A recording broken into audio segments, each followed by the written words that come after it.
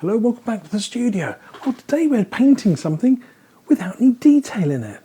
That's right, I'm going to try and paint this with as little detail as possible. And if you think you can see something that's really not there, well, you've used your imagination to fill in the gaps. This is a special little building. It's called a boathouse. I think the first thing we should do is take a little field trip and see where we discovered this. This is what I'm here to see, hiding behind the trees. From the other angle, you can see we have the boathouse, subject of today's tutorial.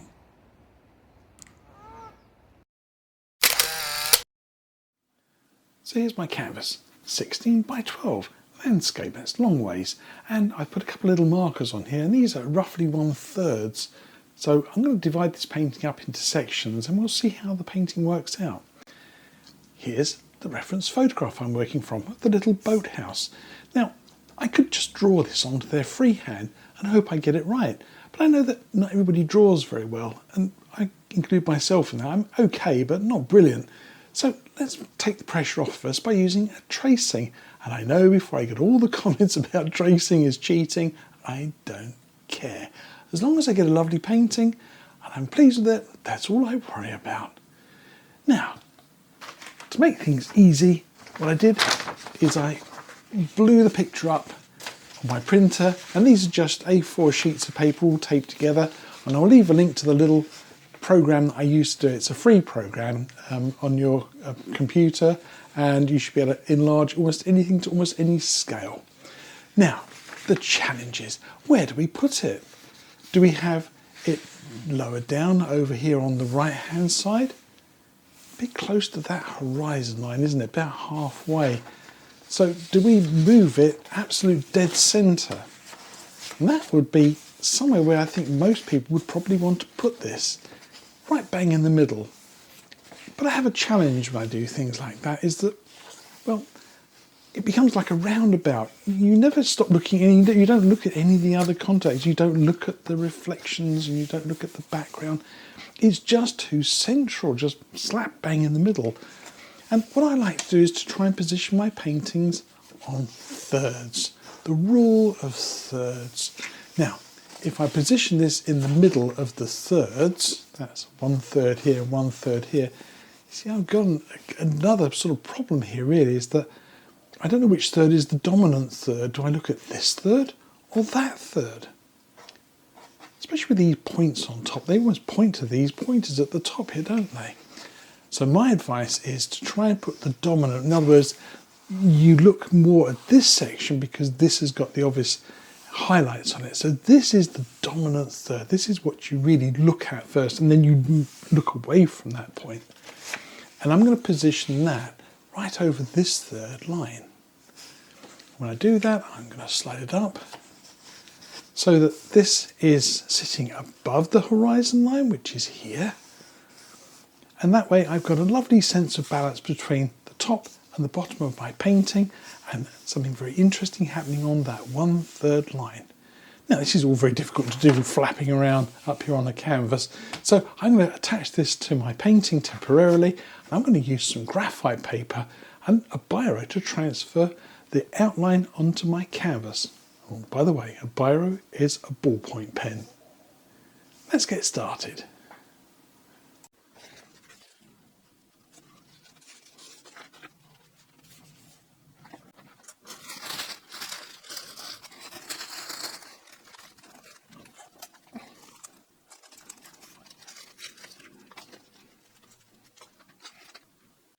So we're ready to trace the outline of the boathouse onto the canvas. And for that, I want to use one of these. This is just a ballpoint pen or biro. And I know that it won't work unless it's sort of facing downwards, but it doesn't really matter.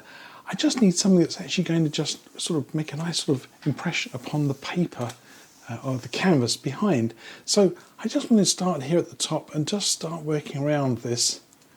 And I'm not using a ruler to do this. I'm going to do this entirely by hand because I sort of want it to be slightly less than perfect, if that makes sense. This is a very old building, as you can see. It has a lovely dip in the roof that, well, a ruler's not going to do that much good, is it? It's going to make it look all too perfect. So I want this building to look a bit old and a bit wobbly and a bit sort of as though it's had a life already. You have to guess that bit there behind the trees.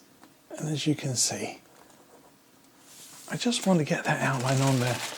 And of course, I'll do a quick double check before I go any further. Right, let's carry on and do the rest of this. I'll put the building in and the reflection as well. Just an idea of where things are.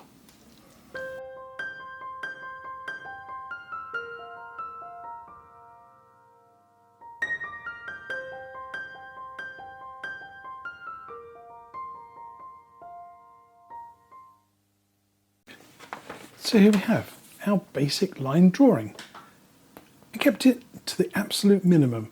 All I really wanted was to know where the building was, some idea where the reflection was, the water line, which is also the horizon line, which runs through the point where the building is meeting the water. That's my reflection. And of course, an idea maybe of a tree or two. And that is it. You don't really want to be putting in tons of other information that isn't necessary. Now, we have a choice. I did another little painting recently where I painted a bridge, and I'll just bring you up a little flash of that. And I underpainted the whole of the scene using oil paint. And I used a black and white mixture to make a nice grey. And I just did what's called a tonal map. In other words, the lightest lights, the darkest darks. And left it to sit and dry for a couple of days. And then painted oil on top in colour. I don't have quite as much time this time around. So instead of using oil paint and then leaving it to dry for a few days, I'm going to do the underpainting, but this time in colour. I'm going to block this in colour with acrylics. They dry very quickly and I can paint straight on top with oils. So let's set up a plate with some colours on it. The colours I'm going to be using are these. Just straightforward plain acrylic paint, nothing special. This is a hooker's green, some ochre, and that's primary yellow. So again, nothing special here, but just a reasonably good quality. I've also got some rose madder, I've got some orange, I've got some Payne's grey there, and I can use this to tone down any of these colours. So again, if you don't have orange, you can use some red and yellow and mix up your own orange. Of course, I need a plate to mix it on and some water in a pot, which I'll have just off shot. And brush wise, well, I prefer to use synthetic brushes when I'm painting with acrylics because I can wash these in soap and water, but I also use these very old bristle brushes as well. As I say, I use these foils, I use them for acrylics, but I wouldn't use my nice Bob Ross brushes with acrylics because they don't like going in water. So use brushes which are fairly well worn and you won't harm them by giving them a dip in a soapy bath afterwards. So let's get on and put out some paint on our plate and get blocking in, because that's stage one, blocking in, just making sure you get clumps of colour everywhere. It's one of my favourite parts of any painting. Now of course the one colour I forgot to mention of course was some white, and this is just the lid off my pot of acrylic paint. And I'm going to use it just straight out of the lid. I don't need very much. I just want to block in these, I think they're called barge boards. And that's just done in straight white acrylic. And again, I am not going to get too fussy with this in terms of detail. But this is a very nice old building. Got a few wonky edges to it and a few crusty bits here and there, and if things don't look exactly perfect, well, that's actually fine by me. Now you can see the reason why I always give you the advice to paint on a grey canvas, because when you paint on grey, if you want to paint something white, of course it will show up. As if you paint on a white canvas, which is really glaring, it really does throw your eye. In other words, you can't see the brighter brights and you can't see the darker darks properly because the canvas just wants to overwhelm whatever you're looking at. I'll do that little top knot there. I think that's called a finial. And again, I'm just doing this roughly. I'm not going to get all detailed and overly painterly on this because I can always come back and do something with this in oils at a later date. Now there is something down here, I'll bring the reference up in the corner, there is something very bright white down here, and when I actually looked around, I actually went round to the other side and had a look through here, I think there's either something white floating in the water, it might be the back end of a boat or something painted white. It casts a really bright reflection on here, which isn't kind of very appealing. So I'm not going to do anything with that. I'm just going to paint, there's one little boat in there which is turquoise, and there's a little something white, and I'll do something different there. So I'll change that about. And as for the reflection here, I am literally just going to wobble in the suggestion. I am not going to be painting that in great detail. Now the other thing that you'll find as you paint with acrylics, and again this is again from personal experience, is that the colours you put on there, particularly colours like white, when you first put them on there, you want them to be really bright and stand out just like they do in the reference photograph. But as they dry, they tend to go dull, and you'll see these will become sort of dull, and I might have to go over them a second time if I wanted to make them bright with the acrylics. Right now, this white is just what I call a placeholder. In other words, it's just reserving the spot. I can brighten this stage with oils.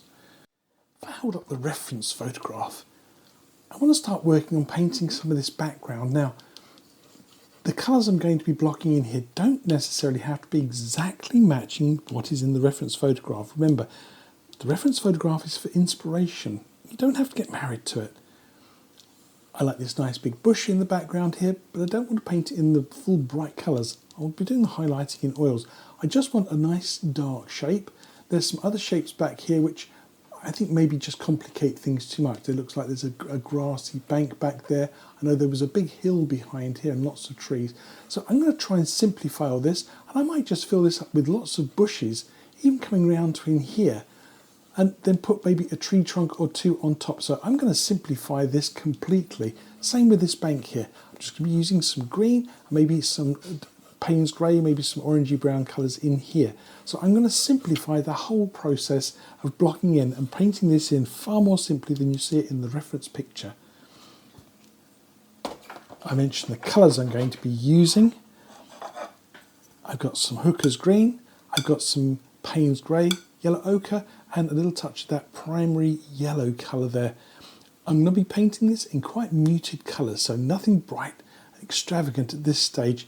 I'm going to be doing most of the work with a very old flat brush here. It's pretty well worn. And as I say, the idea here is to scrub in blocks of colour. And as I say, I don't have to be particularly careful about painting individual sections. I might drop in something a little darker up against the side of the building just to make it pop forwards. And again, I'll do the same around these little finials. And if I paint something out that I want to return, well, I can always put it back in later. But don't paint individual trees when you're doing blocking in. What we're looking for here is clumps of colour, groups of colour. Like if you look at that, and I said to you that there is a nice bush, okay, and I'm going to give it another little bush. Maybe there's a little bush here in front of it. So I've painted two bushes. You can see they're different, but only because the shade of colour that I have used. And this is what I mean by blocking in. You are literally going to be putting in chunks of colour in places where you want things to be maybe detailed later on. So I'm going to just carry on dropping in chunks of colour here, and again I'll come back when we discuss actually painting the building. So let's just get this foliage out the way.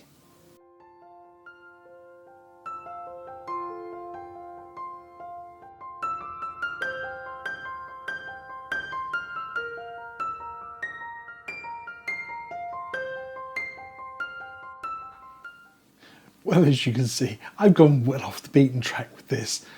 I almost completely ignored the reference photograph when it came to painting the backgrounds. The boathouse is what I'm focusing all my attention on. And I put some green colour in here just to kind of get the illusion that there is some water.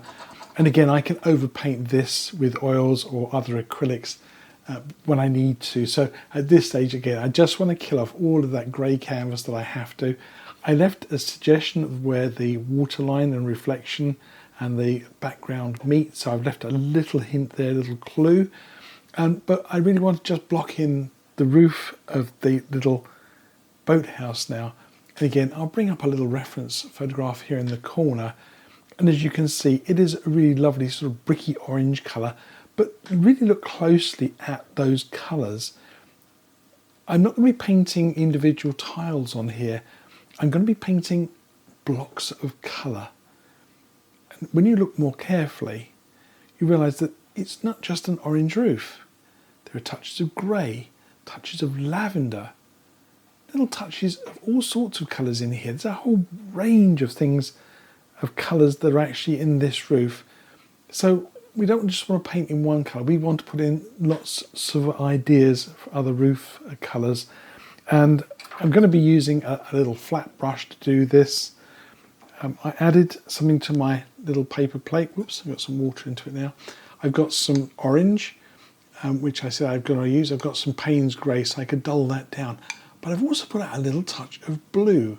So what do you think I could be doing with blue on this plate? Well, my guess is that if I add blue and orange together, I might get a nice sort of greenish grey colour. That's the hope, because I know that if I mix those two colours together, I usually get something fairly pleasant from it. I take a little touch of orange, a little touch of blue, and see what I can get. I'm looking for a greenish sort of grey colour. And there we go, a green-grey colour. Now, it wasn't an accident. I've mixed up this colour before. In fact, I made a little colour chart in a previous video where I mixed up various different greens, versions of red, blue and yellow, and I made all sorts of colour combinations from it. And I mixed oranges and blues and made these greenish colours, but I also know that if I tint the colours a little less vigorously, and I use a little bit less blue and a little bit more orange, I can stray over into here, into the grey zone. So making yourself a little colour chart can be very useful. I did one for greens as well. Again, it's just a useful little thing to do, so that when you're looking for a colour like a nice soft grey, you might think to yourself, well, purple and yellow, which is red and blue, and we know that red and yellow make an orange, so orange and blue should make a nice grey. And of course, they can do. Having got myself a nice sort of greyish colour in here, got a little bit of a reddish tint to it, what I'm going to do is simply block in the direction of the tiles. Now remember, these are at a slight angle, so I suggest when you're blocking in, you think about the angle of the roof and paint it accordingly. And as you see, I can vary the colours a little bit. I can be a little more to the grey side, like that, it's a little more grey. Or I can use a little more of the orange and paint some of those in as well. Kind of knowing your colour palette and understanding what you can do with it takes a lot of the stress out of your painting. There's a bit too much blue there, but it doesn't matter, I don't care. Knowing what your colours are going to do and knowing how to control your colours, as I say, takes a lot of stress out of the process of painting. And it can be stressful, especially if we invest a lot of time in a painting. We might spend hours and hours and hours painting something, only to sit back and look at it from the other side of the room and decide that it was all a bit of a disaster. We've all done those, so you're not on your own. But making yourself up some little colour charts, like the one I showed you, it takes away a lot of the stresses and strains of painting, because you already know in advance, if you mix this colour with that colour, that's the end result. And you can mix up blues and oranges with some confidence, and you know that you're going to get a colour which is going to be great for the roof of your building. Oranges and blues make lovely greys. I'm going to carry on blocking in the roof of my little boathouse, and I'll work on these grey planks on the side in just a moment. I'll drop some of this colour down in the water as well.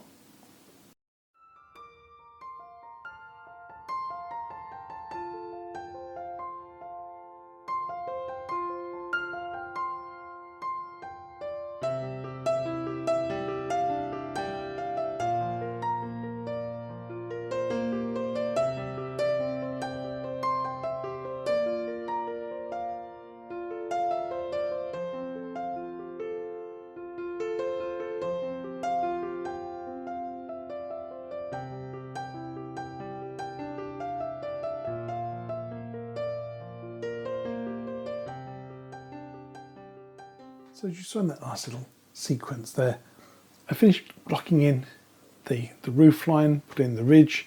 I tidied up these little finials a bit off camera. It's just fiddly work. I just got to get in a little bit close to sort of retouch them a little bit. And I gave these barge boards a second coat of white just to make them pop a little more. I haven't bothered too much with the water.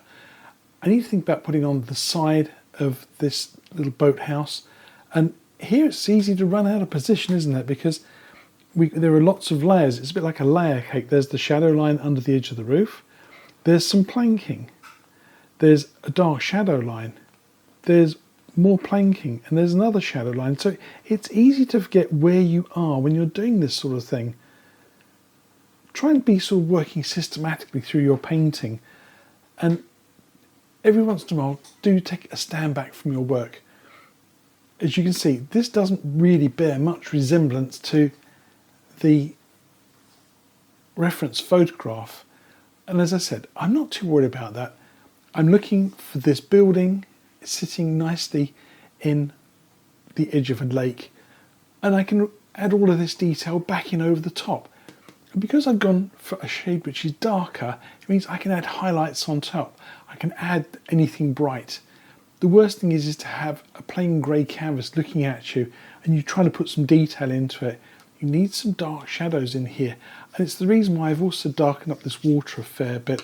I think there's obviously a little bit of light from the sky coming through there and a few other little things happening. You can see these lovely zigzaggy lines. These are obviously the reflections of trees. So having this slightly darker is actually for me a benefit, because I can always paint over this with some highlights if I choose to. I might actually like to leave it all darker. So let's finish off putting the side of this little building on here. Remember, there's actually a big hole here where the boats go in and out. And I think what's happened here is that the wooden boards have just rotted away, and that's just a hole you can see right under the side of it. I'll do a little bit of a close-up of that, and I'll bring it up here in the corner.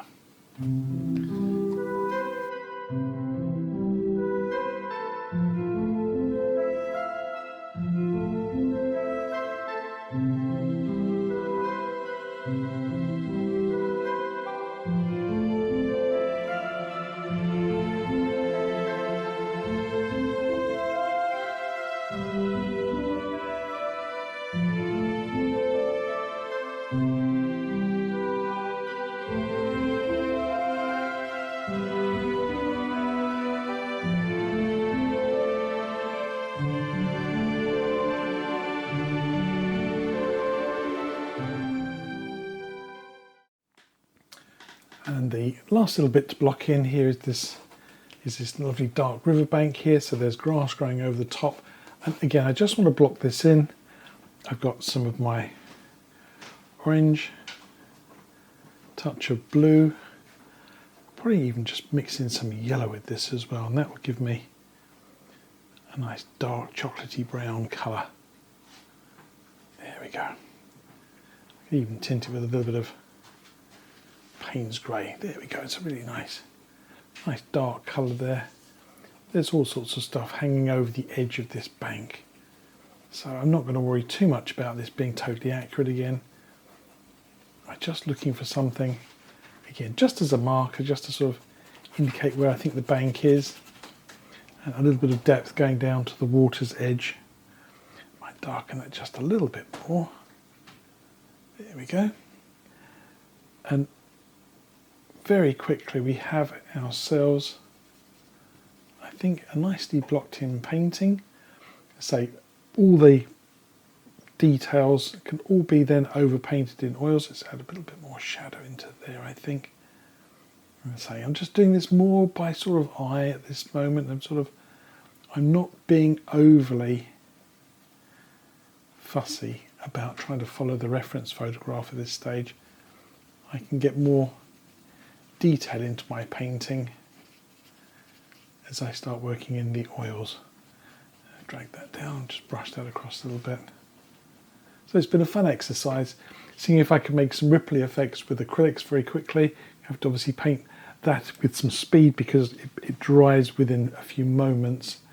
Just remember that where the object is being reflected, where they are at that waterline, the reflection is really quite strong. And as soon as you get any distance between that point and over there, things start to then blur out a little bit. So your reflections need to be fairly tight in this area. And as soon as you start moving any distance away, you can start to wiggle them out and blur them out quickly. So there we go. I think this is my underpainting completed. I don't add any more detail to it. The rest are all going to be done in the oil stage. So this needs to sit and dry. So this is the acrylic stage complete. And I think you'll agree that even just blocked in, done rough, it starts to look like a finished painting. Blocking in is a key element to painting anything. If you can just learn to just put blocks of colour in and not worry and fuss with the detail, it gives you a tremendous amount of confidence and a leg up on the project.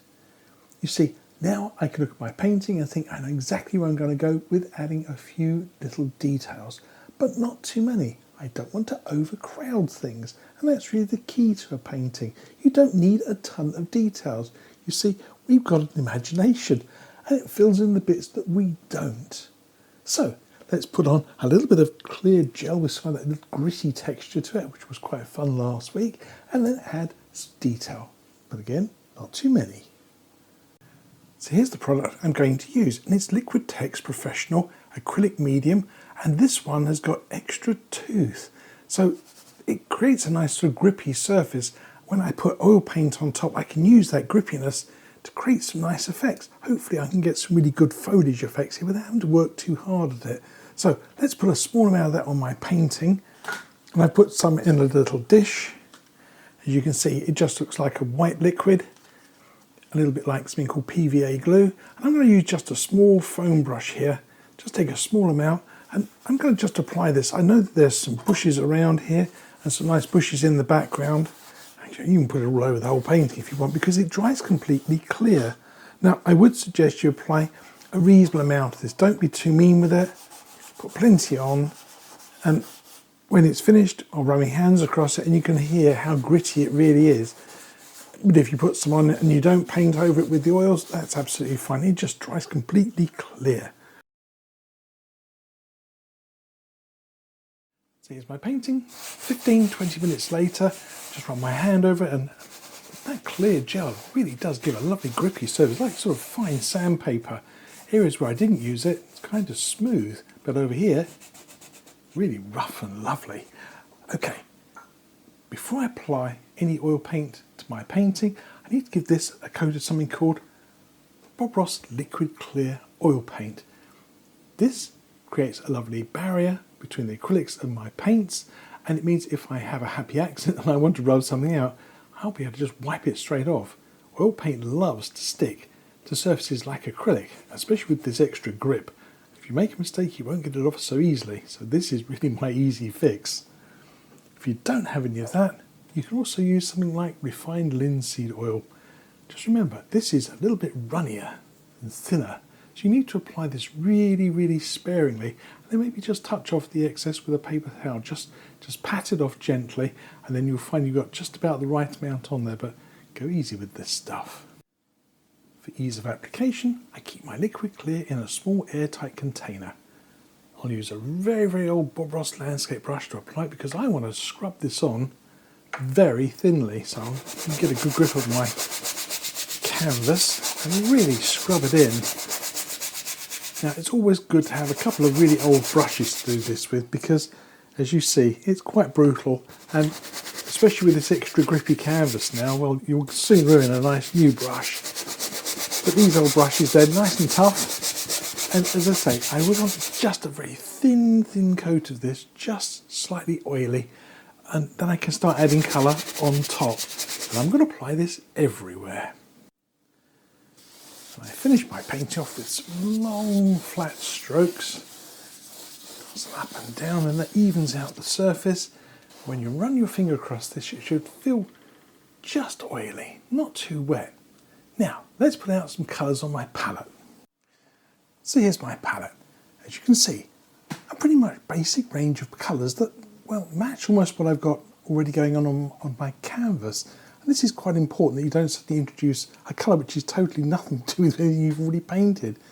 So white, black, dark sienna, Indian yellow and red, which we know makes a nice orange, sap greens, cad yellows, Indian yellow and ochre. Again, all the sorts of colours I've already used. For my brushes, I've got a selection of different brushes I could use.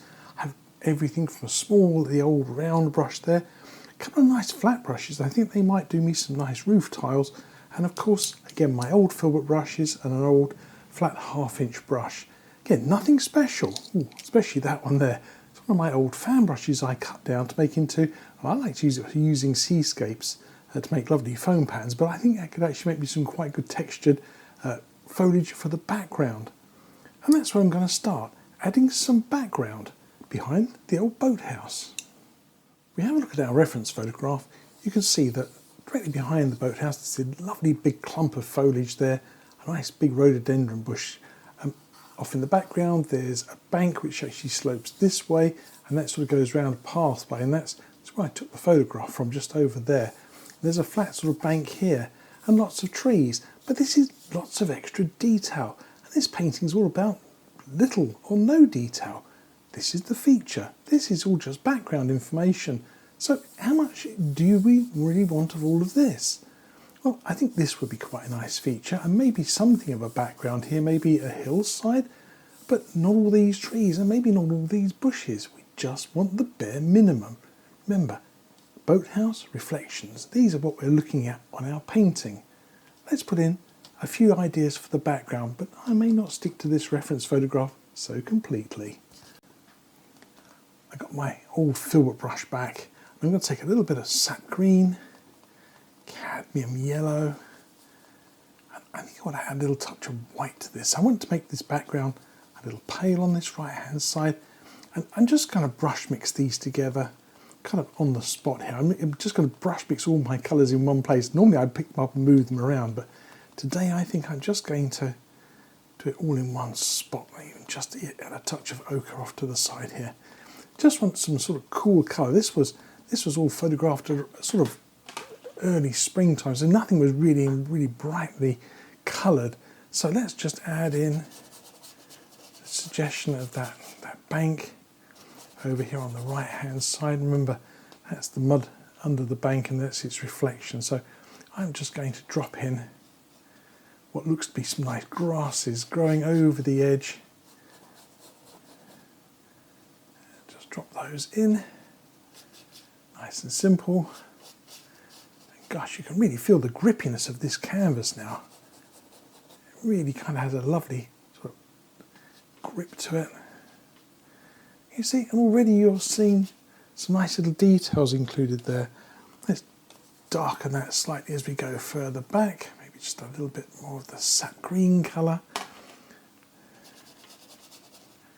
Just as we go behind there.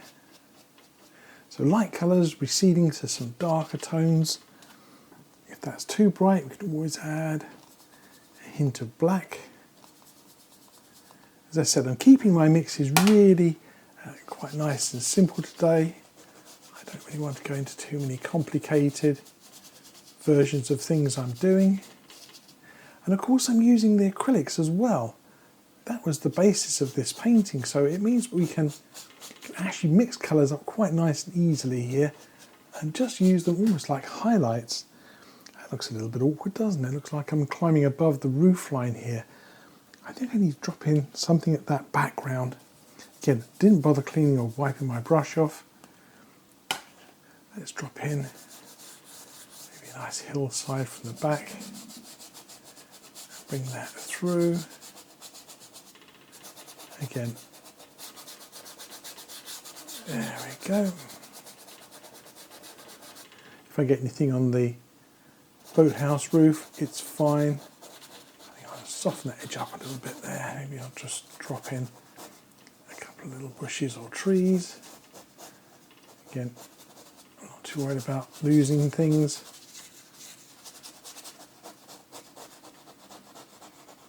If I paint over edges, it doesn't matter. There.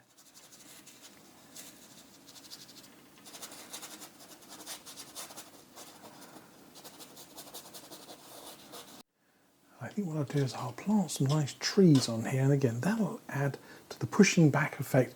We want to push things behind the boathouse way back in the painting.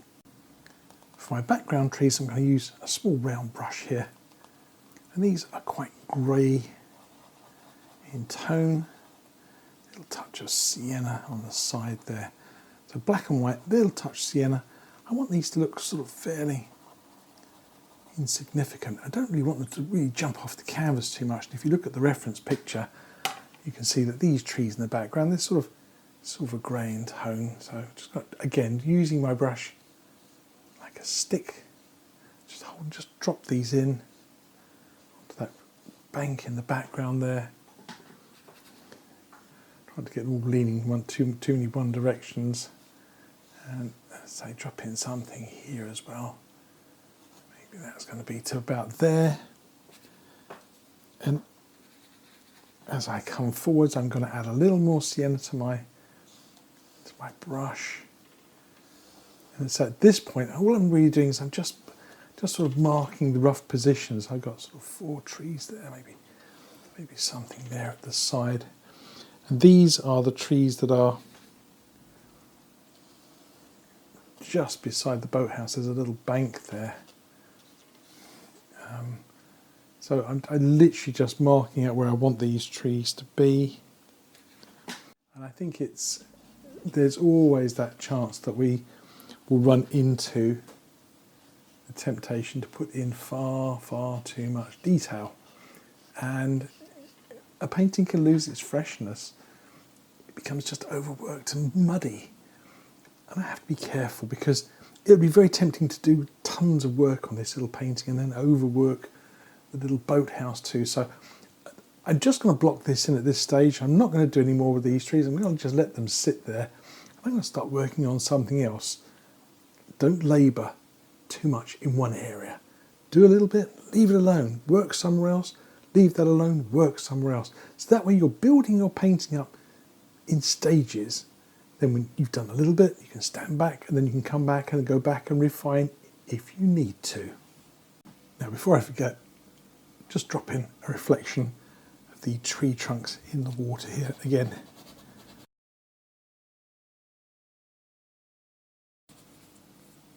Okay, let's put some foliage in here. To highlight this foliage, I'm going to use this old brush. It originally was a fan brush that I cut down, and I use it for sort of adding sort of spray on seascapes, but it works really well for doing this sort of highlighting detail. And as you can see from the reference, it's very sort of nice limey green colour, so cad yellow, a little touch of sap green into it. Tap it well through the bristles. Now, I just want to experiment with this brush first, and if it produces a nice result, I'll use it, but if it doesn't, I'll change it.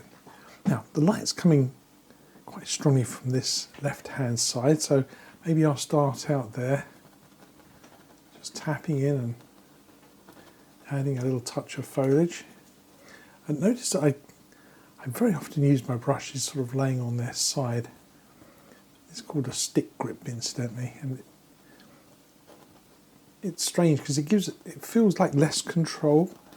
But actually, in fact, that's what I want my brush to have. And you see, I use it as though I'm sort of beating a little drum, and I'm letting the brush do the work for me. I roll it through my fingers as I go, and it's really more a case of just dropping in some colour without having to fret too much and worry about being too accurate with everything. I'm just looking for the position of things rather than lots of specific details. Now there's a little bit of a shadow through there, And that's where that little patch of dark is there. So again, I'll just drop this on very, very loose. And if the colour gets a little bit samey, then drop in a little bit of a variety. Drop in some Indian yellow. It's quite a transparent sort of colour, but you see it does just a nice little shift in colour. I suppose I should be doing the reflections all at the same time, but oh well, we can drop those in a moment. Again, just working quite quickly. I work very loose at this stage. I'm not going to be doing too much fine work. I'm just looking for the impression. Now there's the waterline there, and I'm going to save that little bit of a shadow there, and I'm going to drop some of this in down in here. Enough or more? I don't know. Maybe a little brighter. Looking at the reference picture, some of these reflections are almost brighter than the object itself. So, and of course, the next thing to do is to stand back across from the other side of the room and have a look at this and see how it looks. And I'll walk backwards and forwards a few times, and I'll come back in and make some little additions as I go. So you'll see my painting progress slowly, bit by bit.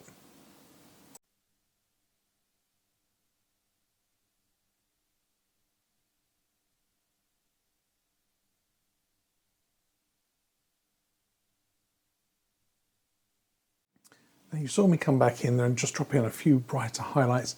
I did a speck of white. It's my sap green cadmium yellow, and it gives this really vibrant, bright, almost white yellow colour. And as I was doing it, I was just sort of dropping in the position down here in the water, and I sorted out that waterline which was still glaring at me.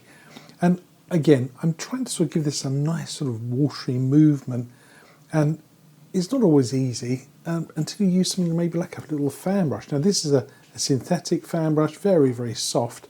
And the paint on here is sort of nice and wet because it's on the liquid clear. So you might decide to just use a little fan brush just to sort of try and increase the sort of blur effect.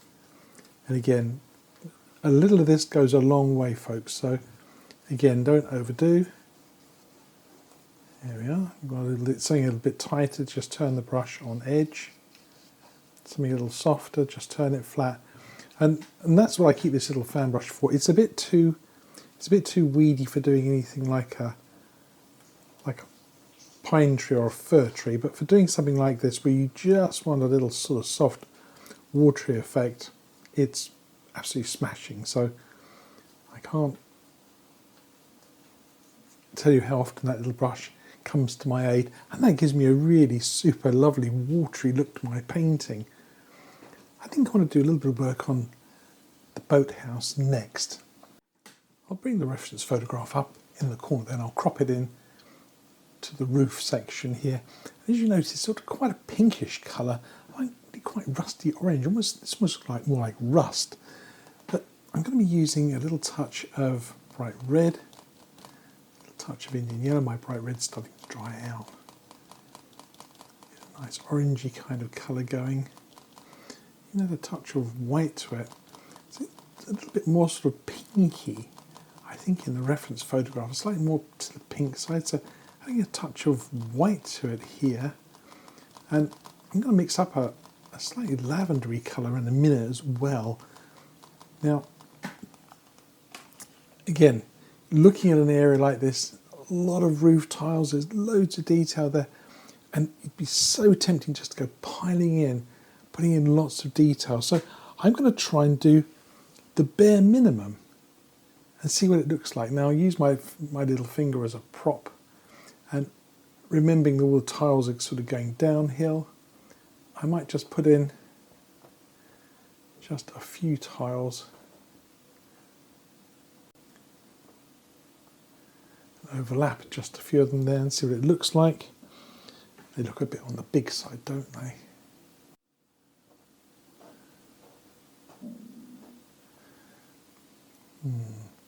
Not sure I like that first patch.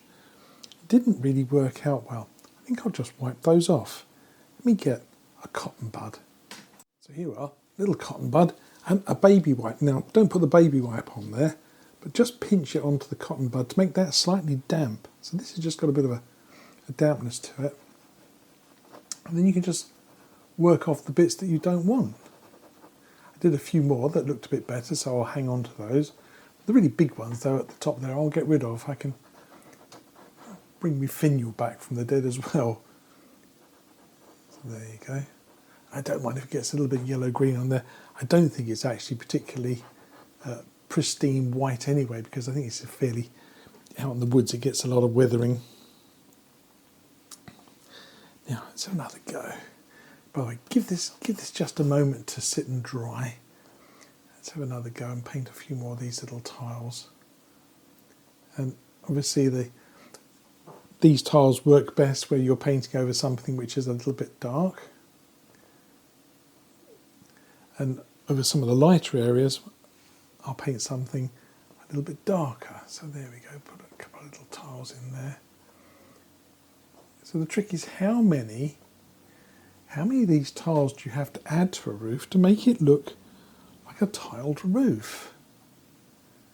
Well, the truth of the matter is that you don't have to put very many in at all. Almost immediately you can start to see that just adding a few here and there,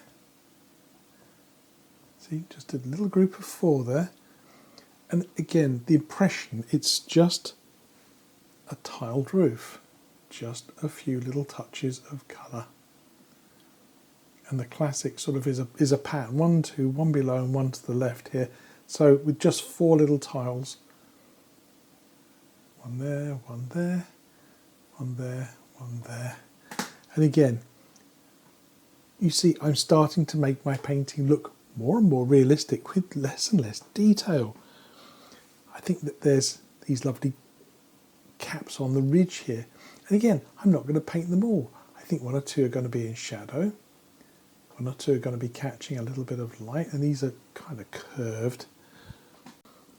I think a little bit more light catching the edge of that. There we go, just a little touch of light. And leave a few. Maybe add another little one there. A little gap, then add another one. 1 more for luck. Yeah, let's just drop 1 in there. There you go. Now I'll mix up some more colours. I might mix up a little bit more of a lavender colour here, maybe even touch of green, and just drop in a few darker ones across the roof. But that's it for the roof. I don't need any more detail than that. Let's say, and you notice I did my usual trick, mixing up 3 colours here. I had red, black, and then put some white over the side, and I've got a big spectrum of colours all the way from this very dark grey brick colour all the way over to the very light pale pink colour. And I'll just go into different places along this spectrum of colours here, picking what works for me.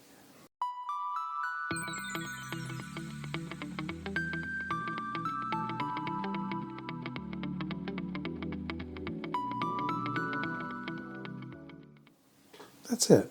No more for my roof. It's got enough tiles on it. Whilst I've got this little brush out and I've got a colour that works quite well, a nice sort of grey tone, I think I'll add a little more detail to the side planks here. Now they've already got a fair bit of detail on them, so I'm just going to enhance them a little bit.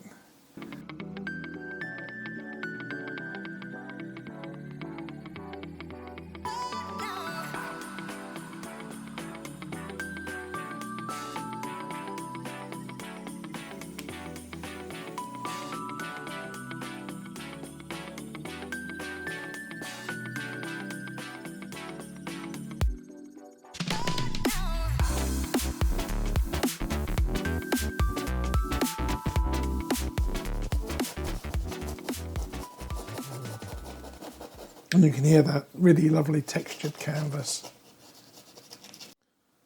I think it's time I moved on to doing some of the areas a little further away from the boathouse, because I've concentrated on that for a little while. Let's just add in some soft foliage around the outside to sort of frame the painting. quick look at our reference photograph, you can see that there's some nice overhanging bushes here on the left hand side. The branches still haven't quite come into full leaf, and this sort of frames the bottom edge of my painting quite nicely. I'll probably put in some of this, maybe not all of this here, but I think just a nice sort of a few little details close to could be quite good for our painting. And then maybe I'll spend just a few more minutes going back over some of the background area, just adding a few details to the riverbank. I'll do a little bit of time lapse through this because, well, it's quite repetitive work.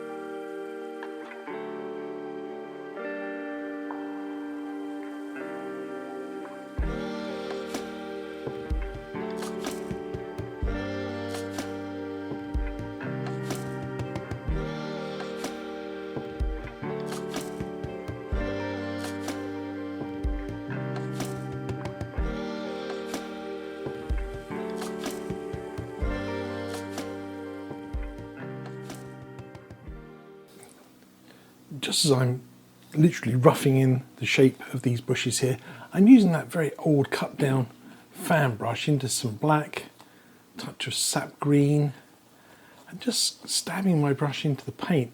It's quite sort of hard on the poor old brush, but this is pretty well worn out. So, and all I'm doing is I'm just going in with the brush, I'm sort of just stabbing in paint.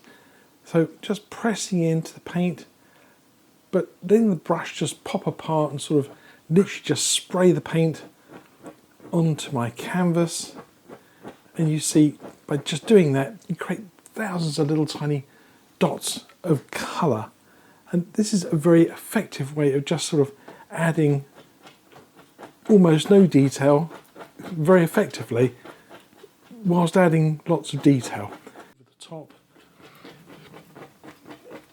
And just let it sort of tuck in there. So it looks like it frames that corner out really rather nicely. And just as it was in the video, you sort of found yourself sort of peeking around the corner of the bushes to find out what the little building was. The reward is the boathouse. I want to try and keep this foliage fairly subdued. So I don't really want to be putting on bright highlights. Bright highlights like Cadio tend to bring things forward, as does Indian yellow. But yellow ochre, it's a dull highlight, isn't it? So if I put a little bit of that on top of that black and green on my brush, it creates sort of nice, sort of slightly more olive look to it. And you can just touch this little bit in here and there. But again, I don't really want to bring this make this all look too bright. I want this to look much more sort of as though it's in the background. So a little bit of ochre here and there, just on the tips of a few branches. And then I'll add some more of the brighter branches on top. Once again, I'm still using that little brush stroke where I just press the paintbrush in, push the brush apart, let it spring apart. And then when you open it up, the brush sort of just springs apart, and then where you can sort of create these nice little touches of highlight here and there. It's a little bright there, but that's okay. Now, it's very easy to go over this too many times, again, brightening things up too much and ultimately starting to muddy things up a little bit too much. So I'm going to suggest you really do just the bare minimum of highlighting on this part of the painting. So, as I say, try and think about painting in little sort of triangles or little umbrella shapes, but avoiding those really obvious straight lines. And again, a few little drops of linseed oil just to lighten things up. There are one or two brighter sort of branches through here. Again, just adding some layers. And see how that just pops everything behind it, pushes it back into the painting a little bit more. And that's it. No more detail there. Let's work over here next. For the leaves down here in the bottom corner, I'm going to switch to my little round brush. A little touch of some sap green, touch of some cadmium yellow. I think probably a little bit of the Indian yellow as well. There's got some nice interesting coloured leaves there. I could paint them one at a time. That would be quite fun, I think. But once again, I'm literally going to just make single stroke leaves here. I'm not going to get too fussy with it. Literally, if I do leaves that look like that I think works quite well. So the detail is literally one stroke, and what I'm doing here is I'm double and triple loading my brush. So I might put some dark on there, and I might put on some Indian yellow there. So I've got two colours on my little round brush. I've got some bright colour and some shadow colour, and I know that sort of the light's sort of bouncing around a little bit, and if I hold my brush sort of half and half, then I can just do a little stroke like that, and I can put in both colours at once, a little highlight, a little shadow, and it's surprising. I just roll the brush in my fingers and just drop in another couple of little leaves. These leaves are twisting and they're bent in all sorts of directions, so there's not really one way that's catching the light more than the other. And I'll just drop in a few of these little leaves here and keep it to an absolute minimum in terms of it being hard work. I'm just picking up some more colour there, some more Indian yellow. Just twist the brush, touch, give it a twist. I think that is going to do the job. I'll drop in a few little sticks and twigs. And then maybe I might just spend a few minutes just doing a little bit of work around the bank here.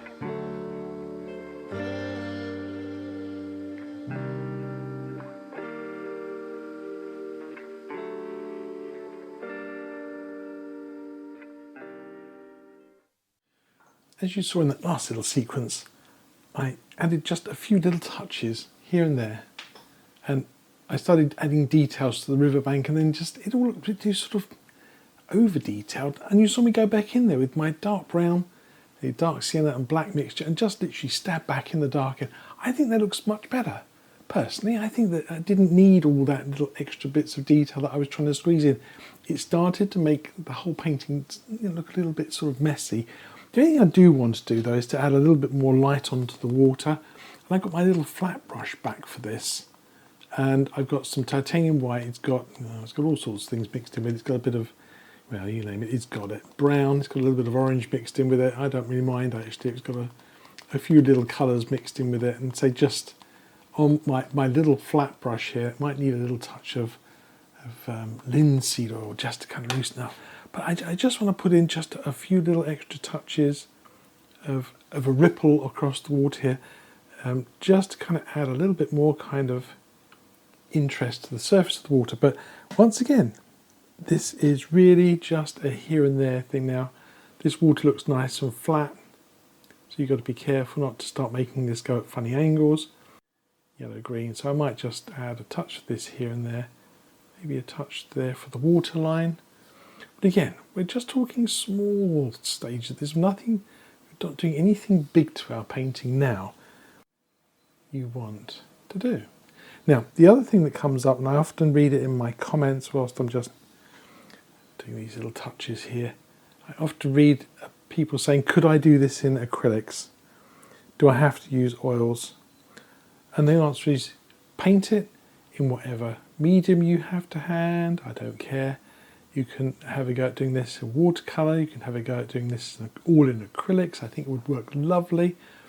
I'd say just use whatever paint you have to hand and adapt whatever I'm showing you here. If I show you a technique and you think, so for that would work, I think, as an acrylic, then have a go, because it's the whole idea behind doing something like this is to show you that you don't need to do tons of study and you don't need to overwork things too much to get a nice result. You can have fun with your paintings using whatever medium. Use pencils, use pastels, whatever it is, but don't get bogged down in details. Yeah, but I think that's it for a lovely little painting, painted as hopefully as simply as possible. I hope you'll agree that this is a fun little project to do. So I'll wrap it up here. So there you have it, a lovely painting from a very detailed photograph, but I didn't include all the detail. I let you do all the work with your imagination. Now, don't move, because I've got some more lovely videos for you to watch coming right along. Happy painting, people.